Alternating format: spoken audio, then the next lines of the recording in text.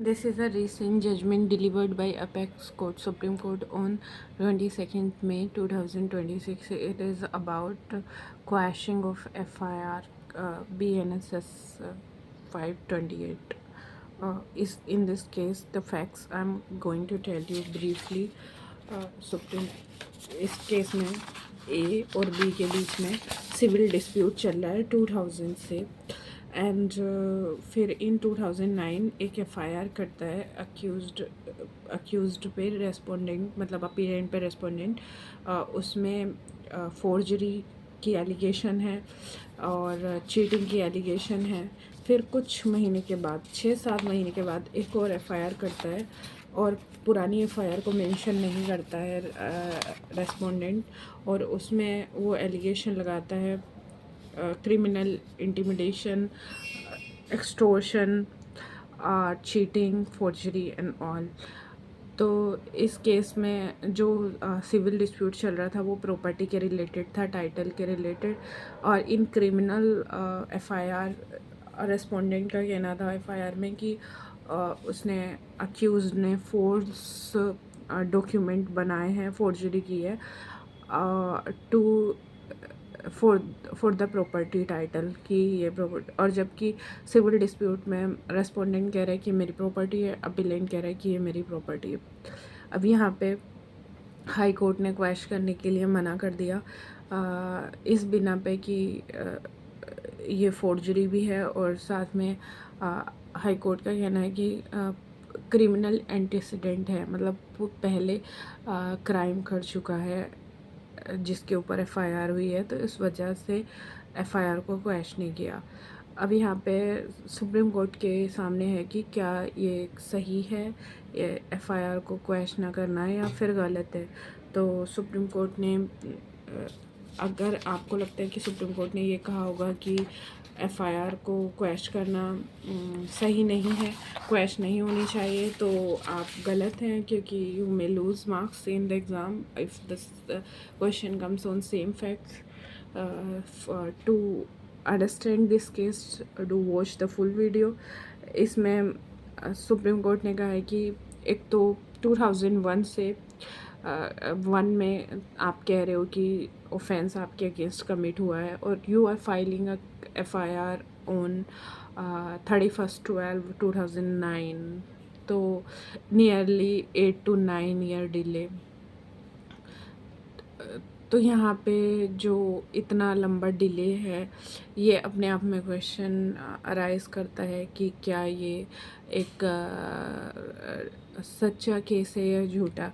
उसके अलावा इसमें 2 एफआईआर हुई हैं। पुरानी एफआईआर को उसने अक्यूज़ ने रेस्पोंडेंट ने सप्रेस किया, और दूसरी एफआईआर की और दूसरी एफआईआर में उसने क्रिमिनल इंटिमिडेशन वगैरह के चार्जेस लगाए। तो मतलब 7 महीने तक सुप्रीम कोर्ट का कहना है कि ही वाज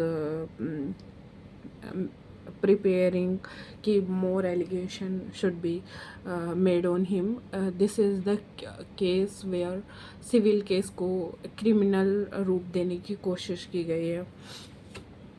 उसके अलावा रेस्पोंडेंट से पूछा गया कि आपने 8-9 साल कैसे लगा दिए एफआईआर करने में, तो उसने कहा कि एक सर्कुलर आया था गवर्नमेंट का जिसमें कि ये कहा डिस्करेज किया गया था registering of FIRs involving civil dispute, जिस एक्सप्लेनेशन को हाई कोर्ट ने एक्सेप्ट कर लिया, बट सुप्रीम कोर्ट ने कहा कि ये एक सर्कुलर को रीज़नेबल एक्सप्लेनेशन नहीं माना जा सकता, होली सेटिस्फैक्ट्री नहीं है।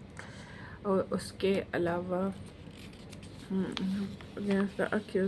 जब भी कोई सुप्रीम कोर्ट ने कहा जब भी कोई फॉल्स एफआईआर करता है तो वो मेक श्योर करता है अपने आप को कि सारे उस ऑफेंस के इंग्रेडिएंट फुलफ़िल हो जाएं। तो उस केस में जो हाई कोर्ट होता है उसकी ड्यूटी बनती है कि जो भी सर्कमस्टांसेस हैं इमर्जिंग टू वो फाइलिंग द एफआईआर उसको देखे।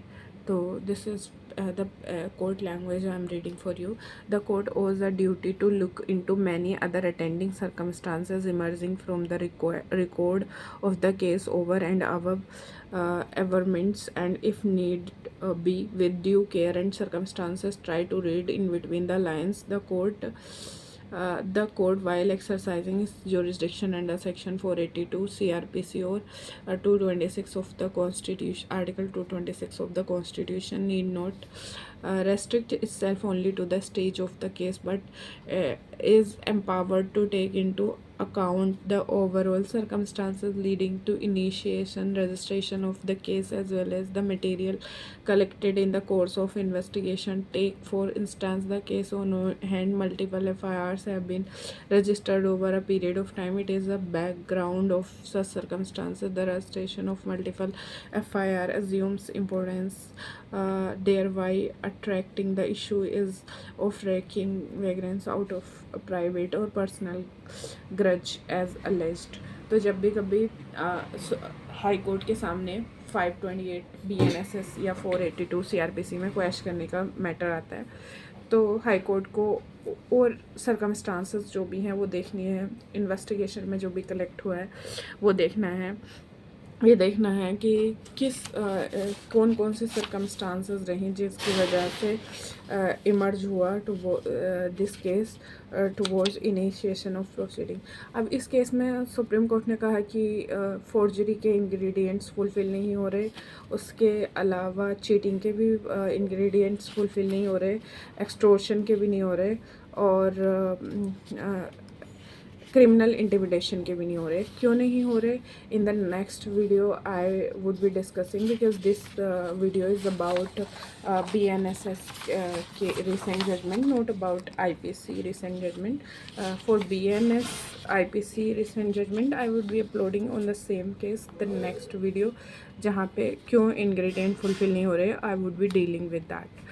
तो यहाँ पे सुप्रीम कोर्ट ने कहा कि हाई कोर्ट प्लेस्ड रिलायंस, और उसके अलावा हाई कोर्ट ने इस बात पर रिलायंस प्लेस किया कि उसके अपीलेंट के क्रिमिनल एंटीसीडेंट्स थे, मतलब उसने पहले क्राइम किया है. तो कोर्ट ने कहा कि wherein it has, court ने कहा कि criminal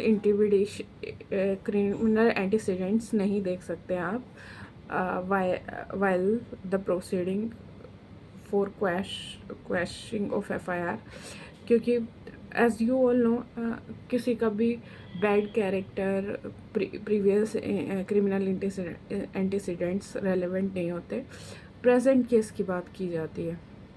As observed herein above, we have discussed in detail with respect to the delay in filing the impugned FIR, absence of ingredient of alleged offences. The dispute is purely civil in nature, and therefore in the circumstances antecedent of accused can't be ground for dismissal of present appeal. आप इस वजह से quash की proceeding नहीं dismiss कर सकते, quash करने के लिए मना नहीं कर सकते कि अक्यूज्ड के क्रिमिनल एंटीसीडेंट्स है. उसके अलावा सुप्रीम कोर्ट ने कहा कि ये चीज़ डिसाइड करना कि किसका टाइटल बनता है सिविल प्रॉपर्टी पे, किसका नहीं बनता है, वो सिविल कोर्ट का काम है. ये ये किसी क्रिमिनल कोर्ट का काम नहीं है. तो आप मिनी ट्रायल में कन्वर्ट नहीं कर सकते और FIR नहीं कंटिन्यू कर सकते, क्योंकि एक सिविल डिस्प्यूट था और उसको दूसरी पार्टी पे दबाव बनाने के लिए, अपनी बात मनवाने के लिए उसने क्रिमिनल FIR फाइल कर दी. उसके अलावा कोर्ट ने कहा है that the court should ordinarily refrain from interfering at the threshold stage of investigation.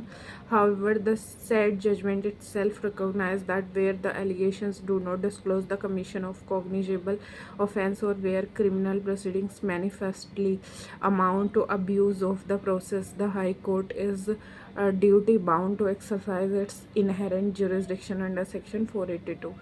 मतलब जनरली तो हाई कोर्ट को या किसी भी कोर्ट को ऑर्डिनरली इन्वेस्टिगेशन स्टेज पे नहीं इंटरफेयर करना चाहिए, लेकिन जहाँ पे एलिगेशंस कॉग्निजेबल ऑफेंस को डिस्क्लोज ही नहीं करती हैं,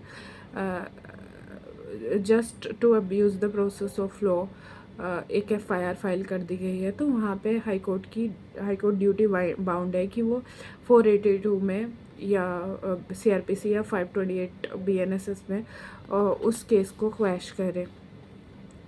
The present case falls squarely within the well-settled category warranting inference under Section 482 of CRPC as delineated in the state of Haryana versus Bhajanlal, namely where the dispute is predominantly civil in nature, where the allegation fails to disclose the essential ingredients of the alleged offences, where the crime proceedings are manifestly attended with malified intention, where there is extraordinary and unexplained delay, and where continuation of prosecution would amount to abuse of process of court. तो ये present case जो है ये एक तरह से predominantly civil nature का है। इंग्रेडिएंट्स फुलफ़िल नहीं हो रहे एफआईआर में जो ऑफेंस लिखे थे उनके आईपीसी के, और उसके अलावा ये मेलाफाइड इंटेंशन से किया गया है केस, और अनएक्सप्लेन्ड एक्स्ट्राऑर्डिनरी डिले था। दिस इज़ द केस जहाँ पे कि abuse of process of court हुआ है, तो सुप्रीम कोर्ट ने इसको क्वैश कर दिया। Please do subscribe the video so you never miss the recent judgment series or any video on the legal concept. Thank you, and do let me know in the comment section on what topic next video you want.